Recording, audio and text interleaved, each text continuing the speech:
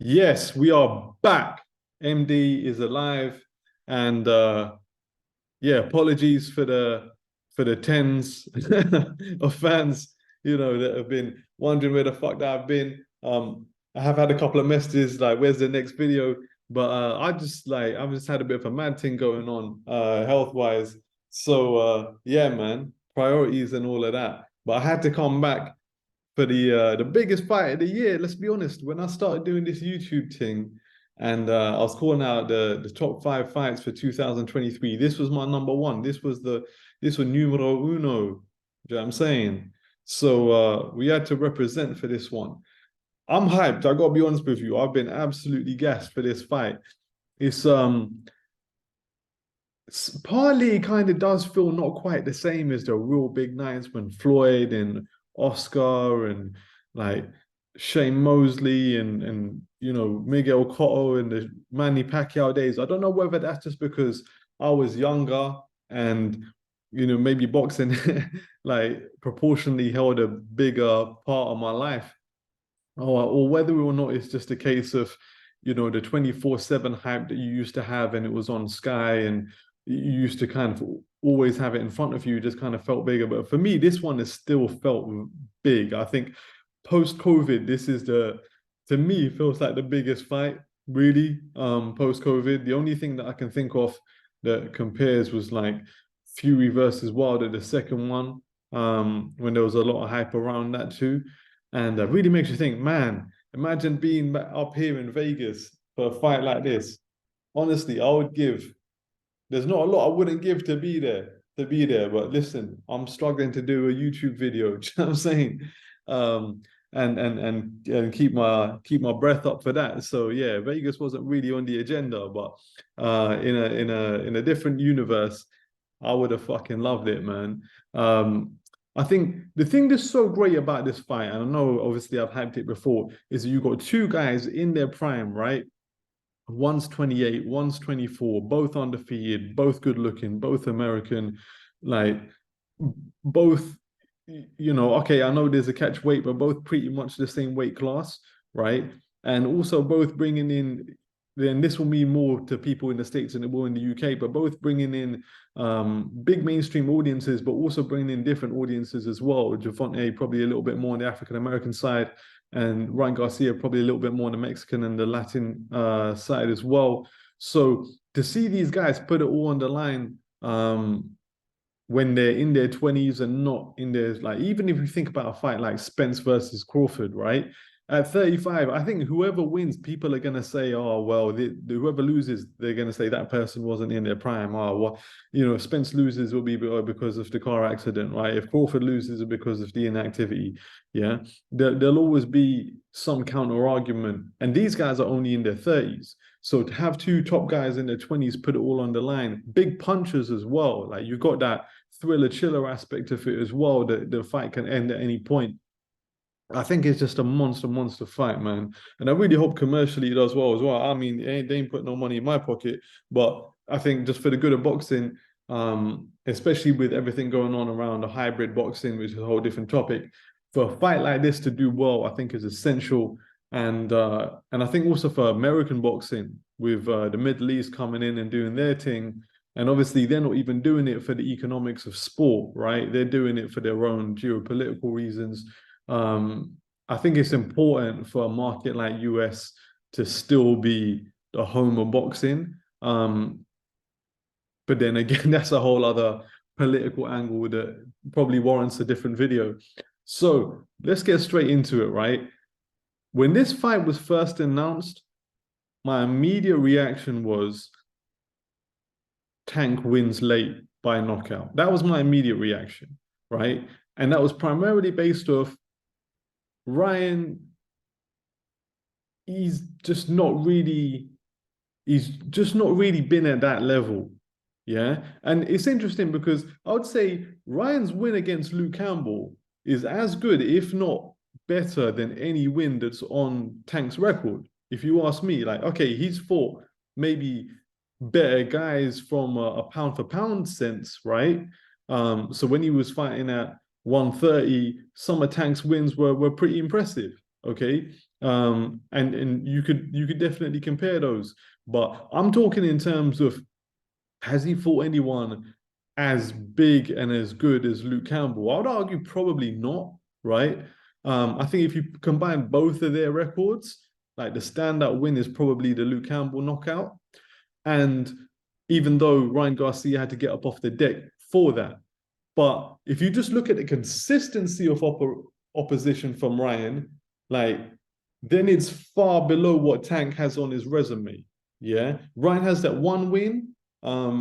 But Tank has a lot of solid wins. You know, Rolly Romero is a solid win. Isaac Cruz is a solid win. Mario Barrios is a solid win. Even though Leo Santa Cruz was coming up from featherweight, that was still a solid win. Like, Gamboa had seen better days. And I just think the development and the maturity and the path that the Tank has been on has given him a lot more experience to a point where, and he's made this point as well in the build-up, that he's a lot more of a complete fighter, an overall fighter. And so that's why initially I was kind of riding with Tank. And then I kind of switched, right? So for the vast majority of the build-up, I've been thinking to myself, man, like, Ryan is just like, he's going to be the bigger guy. And I don't think Tank's ever taken a punch like what Ryan's going to hit him with. Let's be honest, like, who's the biggest puncher the Tank has fought? And that fight, that thought had just been round and round in my head. Like, who's the biggest puncher the Tank has been in the ring with? Like, the guys he was beating at 130, you know, they were good level. And the guys that he's been fighting at 135 or even one fight at 140 have been bigger. But he ain't fought nobody at a good level, a good skill set, and is also a big puncher. And Ryan in those early rounds is rapid. He's rapid. He's El Rapido, man. Pause. But like, he's got that Amir Khan ADHD, you know, extreme end of the neurodiversity spectrum speed. You know, he's got that you didn't get 3 meals a day speed, bro. I mean, he's got that free school meal speed. And like, when that's going to be raining on Tank, yeah. I thought he could just blast him out of there. And so I've been carrying that idea around pretty much for the whole build-up. And as it's come to fight week, I've switched again.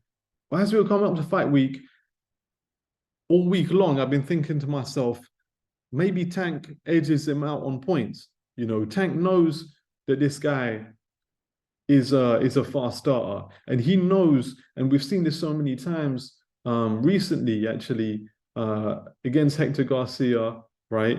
Against Isaac Cruz, where Tank can take the heat early on and come on late on in the fight. And both guys have got so much to lose that sometimes when you get two undefeated stars, right, they don't really want to put it all on the line. And often these types of fights end up going to points, right? So I remember when I went to go see, you know, who was it? Fucking Keith Thurman, right?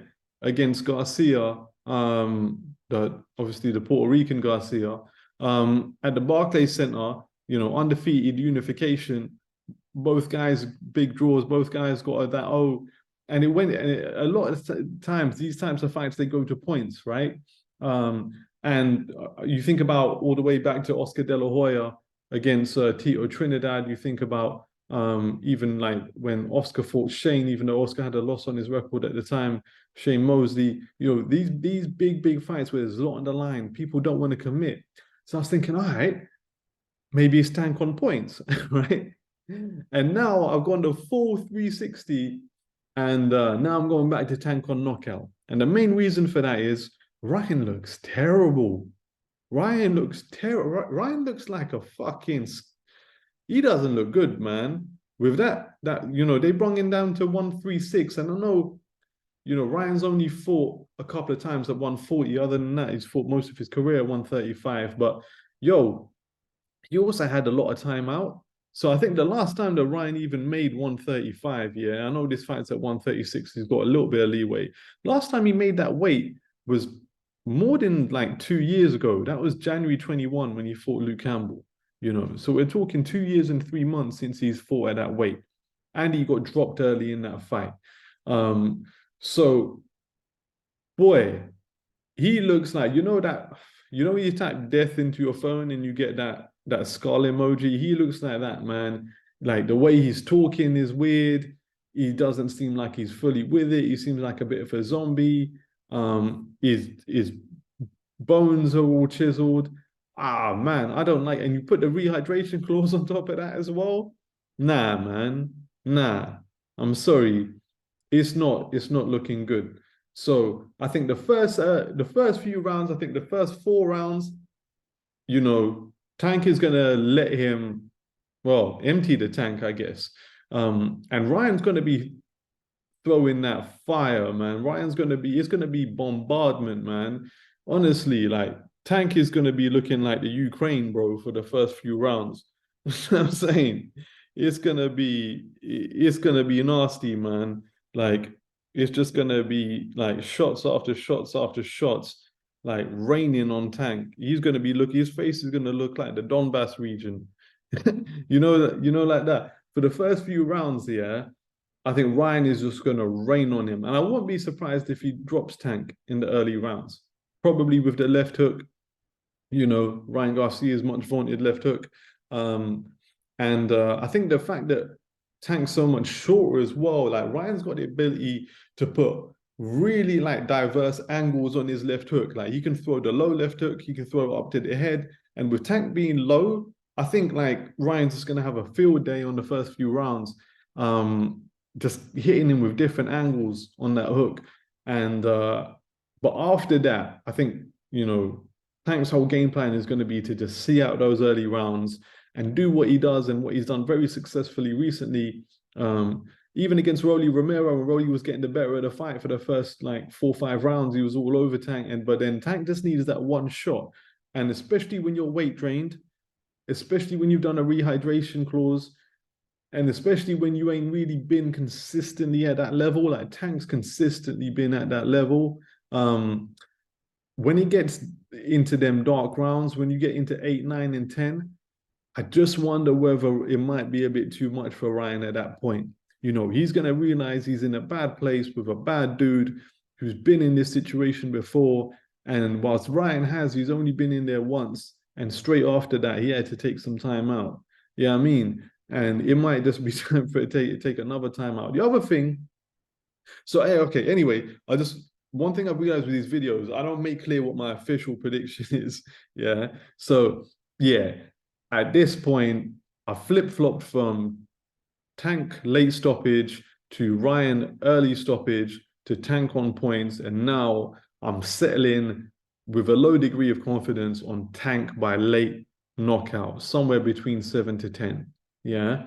And actually, fuck that. Somewhere between 8 to 11. Yeah. So Tank late knockout, but not ruling out Ryan early. Now, having said all that, I think something that's really interesting to analyze as well is the psychology of both fighters. Now, we know what Tank does well. He's a more complete fighter. He's got power in both hands, right? He can hurt you really with any shot. It's a bit of a slow starter, to be fair, but he comes into it late, can hold a decent shot as well. Ryan, very fast hands, very good left hook, decent straight right hand. Not his best punch, but decent set. I think most of the danger comes in his left. Very good left hook to the body. Throws a decent right uppercut as well.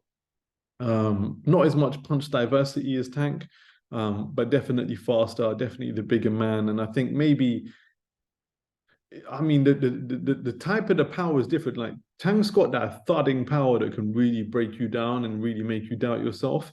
Whereas like Garcia's got that fast power that can just like disconnect you. You know what I mean? Like, so yeah, I think Ryan's got the greater propensity to hurt you with one shot, but Tank's got the bigger propensity to hurt you, if that makes sense. So, but yeah, that's pretty much like the fight analysis from a styles point of view. But the psychological breakdown, I think, is super interesting. And I actually think that in some ways, it, okay, as you can tell, it's 50-50, right? I was kind of arguing in my head there. I was going to say, here's what I worry about with Tank from a psychological point of view. He's been saying in the build up a lot that I'm already a legend because of where I've come from. You know, people don't know Tank, his mom and dad were on drugs. Um, is they were being left alone for weeks on end while his mom and dad were God knows where in some crack den probably, and his brother were picked up by social services, and then social services they found him like foster homes, and then one of the foster homes like took him to a boxing gym, and then like Calvin, his coach, pretty much ended up being his dad. And then he would live with Calvin, he would live in the gym. There was even when like Calvin would be working jobs in fast food restaurants, like Tank would be sleeping in the restaurants.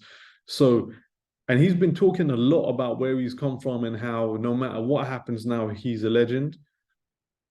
And I'm not talking from like a fucking like virtue signaling point of view. I'm talking from a cold-hearted sports competitiveness point of view.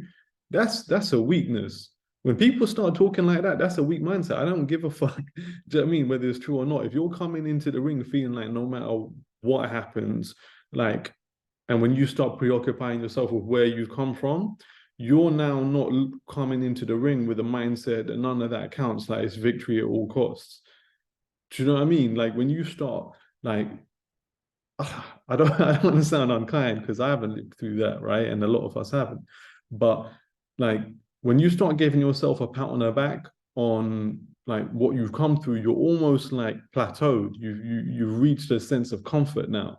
You know, in your mind, you're comfortable. Even if you get knocked out, you're still a legend. And so it makes you wonder that when in those early rounds, when he's going to be taking like, do you know what I mean? He's going to be taking those Putin shots, yeah, of Ryan. Is he just going to say, I don't fucking need this, man. I'm rich. This is my sixth, seventh pay-per-view. Like, I've got dough, man. I came from the gutter. And especially if you feel like you're already a legend, do you know what I mean? At 28, like, I mean, when the doctor asks you or when a referee asks you, do you want to continue? Like, and you just can't see the shots coming.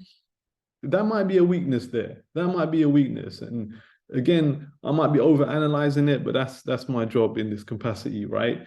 But I think that's a bit of a weakness. Now, equally, you can make a compelling argument. The Ryan's got some psychological weaknesses because the main thing that I am concerned about with Ryan is why is he taking this fight? Because he's been going out of his way to say, I made this fight happen. I made this fight happen. I took all of the bullshit in the contract negotiations. I took the fight at 136. I took the rehydration clause, right? I took the one-way rematch. And that makes you think, well, okay, then why are you doing that? Because you haven't, like last year, okay, you got out twice, but you didn't really fight anyone particularly decent, right? Since you got dropped against Luke Campbell. And the original plan was for them to both fight in January to hype up the fight. And they were supposed to fight on consecutive weekends. And Tank fought. He, kept his end of the bargain against Hector Garcia. But Ryan didn't. Ryan decided he wanted to just wait for this fight. And the inference is that does he just want the big payday? Is that what it's about at this point? You were in a real tough fight. You were in life and death with Luke Campbell. To be fair, came back into it, beat the shit out of him, then scored a nasty knockout. Yeah. But after that, you took some time out. You fought a couple of bums. And now you just, do you just want to cash out? Do you know what I mean? Is this just about the big payday at this point? And you're not, and that's why you've bent over and taken, the catch weight and the rehydration clause, because you just want that payday and the security that comes with it. Ryan Garcia's got two baby mamas. He's not with neither of them. And and he live, it's not cheap to live in LA So if you got an ex-girlfriend, you got two baby mamas on top of that, and two kids, and you ain't, you know what I mean, you've had to take time out, you haven't really been fighting that much, you might just want a payday. And if you really wanted to win the fight, would you step into the biggest fight of your life having not fought in 10 months? You know, and did you not want to take the fight just in case, you know, something happened? And they say he gets a cut or an injury. But so what if you get a cut and an injury? Do you know what I mean? Like you got to do everything that you can in your advantage, and then you push the fight back. But the fact that you're so desperate to make this fight, maybe you've lost a bit of confidence. Do you know what I'm saying? So yeah, weaknesses on both sides, but ultimately, I think the experience, the way the Tank has been brought through, and I think also just the styles, like that ADHD speeds, yeah, that neurodiversity speed, that's good for 6 rounds, man. I don't know. Let me know if I'm missing something, but everyone that I know who's had that kind of nasty speed, yeah, um, the only person I can think of is like an early Manny Pacquiao, yeah, that could keep his speed into the late rounds. Um, but even as Manny Pacquiao stepped up the weight classes, um, that got harder. But like Manny Pacquiao was on the juice. You know what I'm saying? He was juiced. But other than that, like, you know, Khan, he was the king of the first 6 rounds. After that, he was gassed. Um, I think like you just can't maintain that level of speed. Even Gary Russell Jr., um, even guys like, yeah, even guys like maybe Loma, you know what I mean? I know he takes a couple of rounds to warm up, but then he kind of hits his peak and then he slows down as well. So yeah, that's the way I'm seeing it. I think the hype has been good with Oscar and also with what's Tank's promoter's name? The fat dude, Mayweather Promotion CEO, Leonard Ellaby. Leonard Ellaby out here looking like Santa Claus, Black Santa with his beard. Um, it would have been good to have Floyd in it. Definitely would have been like if they'd stuck with Floyd and they had Floyd versus Oscar, that would have been some good hype. But yeah, man, definitely staying up for this one. And I'm rambling now. So hope you guys enjoy the fight. Let me know if anyone watches this or 7 of you before the fight.